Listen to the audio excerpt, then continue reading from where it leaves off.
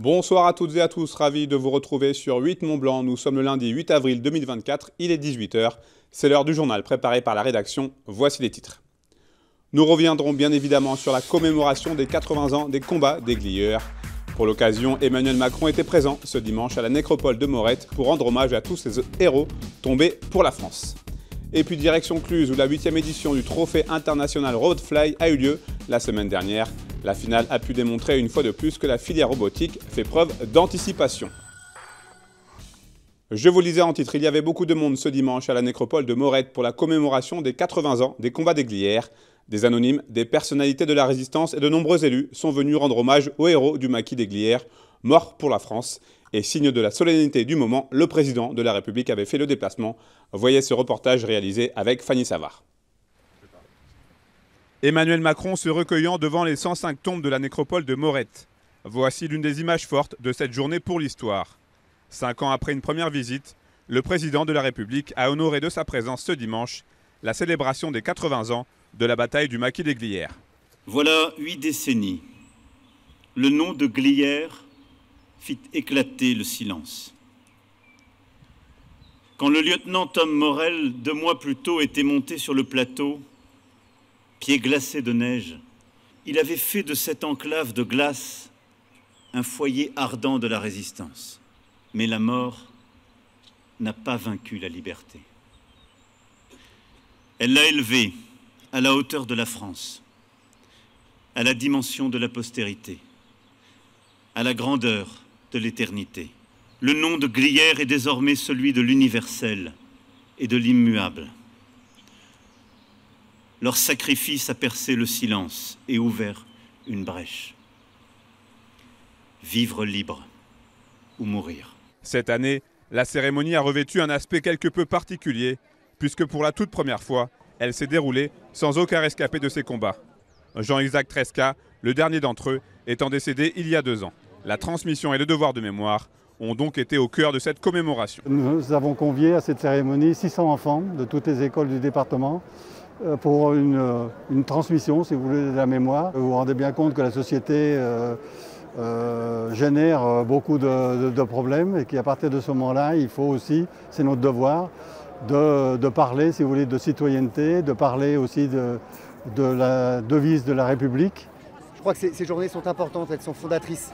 Vous voyez, je vois tous ces jeunes scolaires qui sont là, je vois aussi ces chasseurs alpins, je vois cette diversité de la société qui rend hommage et qui se rend prête à continuer l'action. Voilà. Un pays, c'est une volonté commune qui agit pour le bien commun. Et bien, je sens ça aujourd'hui. Vous savez, moi, je n'ai jamais connu mon grand-père et pour cause, il est mort en 1944. Je l'ai connu par le regard de ceux qui ont combattu avec lui, qui étaient ma nouvelle famille, mes nouveaux grands-pères. Et soyons ceux-là aujourd'hui pour tous ceux qui n'ont pas connu ces épisodes-là. Et si de nombreuses personnalités ont assisté à cet hommage, plusieurs centaines d'anonymes ont également souhaité être présents pour ne pas oublier. C'est normal, quand même, rendre hommage à tous ces gens-là, quand même. Hein, tous ceux qui sont morts pour nous, pour nous, pour vous aussi, parce qu'on ne serait pas là autrement. Je ne suis pas originaire de Haute-Savoie, mais les valeurs qui sont portées, en fait, on habite vers les Glières, et les valeurs qui sont portées de résistance, d'être prêt à mourir pour nos valeurs et tout ça, ça me touche. C'est important en tant que jeune aussi, justement de se tenir au courant de ce qui s'est passé avant aussi, d'avoir cette mémoire qui est très importante aujourd'hui. Cette cérémonie du 7 avril 2024 est la première étape d'une série d'événements consacrés aux 80 ans de la Libération. Ce dimanche, après la Haute-Savoie, Emmanuel Macron s'est ensuite rendu à la Maison Lisieux, dans l'Ain. Le 16 avril prochain, le président de la République doit également rendre hommage aux héros du maquis du Vercors. Et en ce week-end exceptionnel de commémoration, un exercice historico-tactique était organisé au plateau des Glières ce samedi. En hommage aux maquisards, une opération aéroportée avec des parachutages d'hommes et de matériel a eu lieu. Ce bond en arrière nous est raconté par Fanny Savard. Il est 21 h, l'assaut est donné. Le 27e BCA, accompagné du 1er régiment de chasseurs parachutistes, tente une embuscade pour récupérer le chalet d'Ablon, tenu par l'ennemi. Avant ces échanges de coups de feu dans la combe d'Ablon, c'est toute une opération qui a commencé en fin d'après-midi au plateau des Glières. C'est ici qu'il y a 80 ans, des armes étaient larguées par les Alliés et récupérées ensuite par les maquisards. 8 décennies plus tard, ce sont 24 jeunes parachutistes venus de Toulouse qui se lancent à l'assaut du territoire au Savoyard. C'est très bien passé, pas eu beaucoup de vent, on a atterri sur la zone de saut conforme et puis là, reprise de la mission. Avec cet exercice tactique inédit sur le plateau d'Aiglières, lieu emblématique de la résistance française, l'armée de terre souhaite honorer la mémoire des disparus. Sur les 465 résistants, 129 d'entre eux périront suite à la bataille du 26 mars 1944 menée par l'armée allemande et le régime de Vichy. C'est toujours très émouvant d'imaginer ce qu'a pu être l'attente de parachutage d'armes en 1944 et de revoir aujourd'hui des parachutages se faire sur le plateau d'Aiglières. Je crois que c'est une certaine continuité dans nos modes d'action militaires qui sont au service de notre pays, au service de la paix. Une fois les troupes rassemblées, c'est la deuxième phase de la mission qui commence. Tout ce qui est colibri, vous le laissez à la pose de matériel. Ensuite, vous et vos sacs à dos, vous allez à la zone de réarticulation. Les parachutistes sont aidés des chasseurs alpins pour se déplacer sur les terrains escarpés. Les 2 unités choisies pour cet entraînement n'ont que quelques mois d'ancienneté dans l'armée. Un choix pas anodin pour les gradés en charge de l'organisation. Les sautants avaient à peine 7 sauts, donc de très jeunes parachutistes, et les jeunes chasseurs alpins qui les ont recueillis étaient à peine plus vieux. Voilà, donc c'est bien, l'idée générale de l'exercice c'était bien de former des jeunes, mais bien sûr dans le contexte particulier des 80 ans, il s'agissait de les former sur les lieux mêmes qui ont fait la gloire de nos anciens, pour qu'en plus des savoir-faire techniques, leur inculquer aussi des valeurs. Avec cette opération exceptionnelle sur le plateau d'Aiglières, les soldats français signent le début des commémorations nationales liées aux 80 ans de la Libération, avant celle du débarquement en Normandie, de la libération du Vercors, puis celle de Paris. La 8e édition du Trophée international Robotfly s'est achevée en fin de semaine dernière. Cet événement vise à démocratiser les savoir-faire liés à la robotique. Après de nombreuses phases de qualification en Europe et en Amérique du Nord, la finale s'est donc déroulée à Cluse il y a quelques jours. Une occasion toute trouvée pour les acteurs de l'industrie d'anticiper les futurs besoins de main-d'œuvre, et ce, dès les salles de classe. C'est un reportage d'Emmanuel Jaude. Réunis dans l'un des espaces du lycée Charles-Poncet, près d'une centaine de jeunes passionnés de robotique étalent leur habileté face aux différents juges. L'œil aiguisé et le geste précis, ils ont pour mission de programmer et d'opérer des outils de nouvelle génération. Des compétences de plus en plus recherchées sur le marché de l'emploi. Les jeunes, là, ils sont formés, qui sont aujourd'hui en compétition, on les a formés une demi-journée. Et ils sont capables déjà de piloter une cellule robotisée et de faire une petite installation. Alors c'est pas des roboticiens, mais ils sont capables de programmer un robot pour charger et décharger une machine, c'est-à-dire pour faire une tâche répétitive pour l'industrie, et ils ont eu une demi-journée de formation. Donc on s'aperçoit de la démocratisation de ces outils et effectivement de leur application à des besoins concrets dans l'industrie. Pour sa 8e édition, le concours RoboFly a déjà prouvé son efficacité, garantissant aux entreprises partenaires une visibilité certaine auprès des professionnels de demain, mais qui possèdent déjà la fibre de l'industrie. Ce sont des étudiants qui ont déjà fait le choix de partir dans les filières industrielles, mais qui n'ont encore pas fait le choix, par contre, d'aller dans les métiers de la robotique. Et c'est là où on essaie de jouer un rôle, c'est que les métiers de la robotique recrutent, puisqu'il faut du monde pour installer les robots, pour les produire également, ça c'est le rôle de Stobli, mais pour les installer, pour les intégrer, pour les programmer, les maintenir également.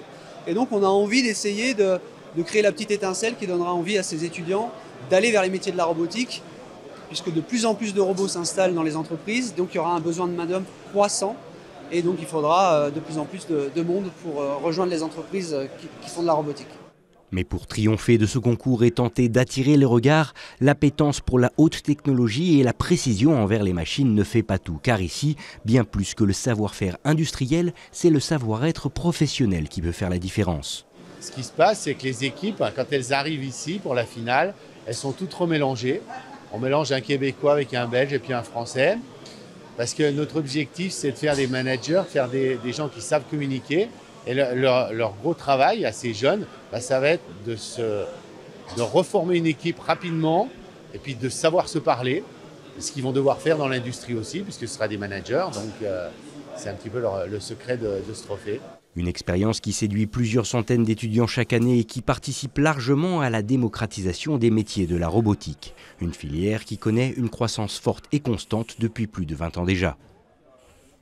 En football, on n'arrête plus le FC Annecy contre Valenciennes ce samedi au Parc des Sports. Les hommes de Laurent Guyot ont enchaîné un 4e succès de suite en battant la Lanterne Rouge de Ligue 2 sur le score de 2-1. Mais tout n'a pas été simple puisque le FC a d'abord été mené après l'ouverture du score de Flammarion en première période. En seconde mi-temps, les Reds ont renversé la vapeur grâce à 2 minutes de folie avec des buts de Nordil Candil et Martin Adeline. En attendant le match Auxerre 3 de ce lundi soir, les Hauts-Savoyards ne sont plus relégables. On écoute quelques réactions d'après-match recueillies samedi soir. C'est globalement une victoire méritée, même si je pense qu'il y a eu 2 tournants, enfin 2 événements importants. C'est notre première occasion qu'on concrétise pas sur la frappe de Martin Adeline, sauvé sur la ligne. Et puis ensuite, clairement, à 1-0, le poteau sur le face-à-face avec Flo Escalès. Si on a été mené 2-0, peut-être qu'on n'aurait pas eu les ressources pour revenir. Surtout depuis ces derniers temps, on était soit égalité à la mi-temps, soit devant. Et ça faisait longtemps qu'on n'avait pas été mené à la mi-temps. Même si sur la deuxième période, on est quand même beaucoup mieux depuis un mois et demi. C'est vrai que c'est toujours une interrogation parce que ça n'a pas toujours été le cas. Mais voilà, on a décidé de ne pas s'agacer, pas s'énerver, de rester dans ce qu'on faisait plutôt bien, je trouvais. Et puis surtout continuer à se créer des opportunités. Ça montre le caractère de cette équipe et surtout l'apprentissage. L'équipe a été recréée en cet été. Faut savoir que dans le football, on ne peut pas inventer le football, on ne peut pas inventer des affinités au bout de 2 mois. Donc mieux vaut tard que jamais, j'ai envie de dire. C'est dur de comprendre quelqu'un, ce qu'il va faire au bon moment. Et ce soir, on l'a ressenti encore plus en rajoutant l'efficacité, bien sûr. C'est la fin de cette édition. Merci à vous pour votre fidélité à l'information sur 8 Mont-Blanc et merci à toute l'équipe pour son aide. Tout de suite, la météo de Thierry Paume. Je vous retrouve mardi, même endroit, même heure pour un nouveau journal sur 8 Mont-Blanc.